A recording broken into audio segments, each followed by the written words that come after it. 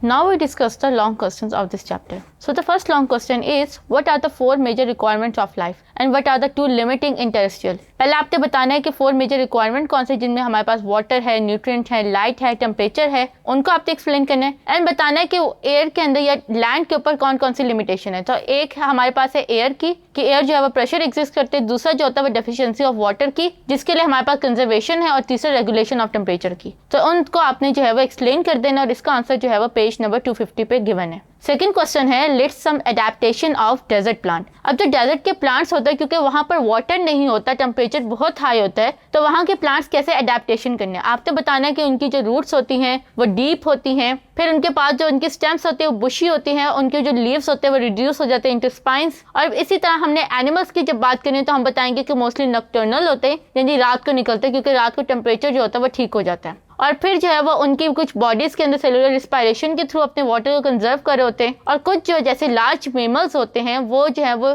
कुएं के ऊपर या पानी के जो ग्राउंड वाटर रिजर्व्स होते हैं उन पर डिपेंडेंट होते हैं फॉर देयर वाटर। और फिर आपने बताना है जैसे कैमल के अंदर जो है वो हमारे पास उनका स्टमक जो है वो ऐसा डिजाइन होता है जिसके अंदर वाटर को जो है ये स्टोर कर लेते हैं। क्वेश्चन थर्ड है, why there is life in ocean hydrospheric ecosystem most abundant and why. अब यहाँ पे ये थोड़ा सा ट्रिकी क्वेश्चन है इस सेंस में कि उन्होंने पूछा है कि ओशन और अगर हम अर्थ लैंड को कंपेयर करें तो लाइफ जो है वो ओशन से बहुत ज्यादा क्यों है। तो इसमें जो हमने शुरू में 4 मेजर एडेप्टेशन पढ़ी थी एक्वाटिक की, कि पानी के अंदर टेम्परेचर स्लोली चेंज होता है, पानी उधर अबंडेंट होता है, न्यूट्रिएंट वाला है, लाइट वाला, उन सबको आपने डिस्कस कर लेना है और वो जो है वो आपको पेज नंबर 250 पे गिवन है। फोर्थ है, distinguish between the different zones in the lake ecosystem. जब यहाँ पे लेक इकोसिस्टम की बात हो रही है तो ये आपने बता देना है कि इसमें लिटोरियल जोन है, प्रोफंडल है, आपके पास लिम्नेटिक जोन है। लेक इकोसिस्टम क्या होता है पहले से एक्सप्लेन करें, फिर उसके बाद इन तीनों जोन्स को एक्सप्लेन करें, with the help of diagram explain करेंगे, तो फिर आपको जो है वो ज्यादा मार्क्स मिलने के चांसेस हैं। तो इसका आंसर जो है वो आपको पेज नंबर 251 पे गिवन है।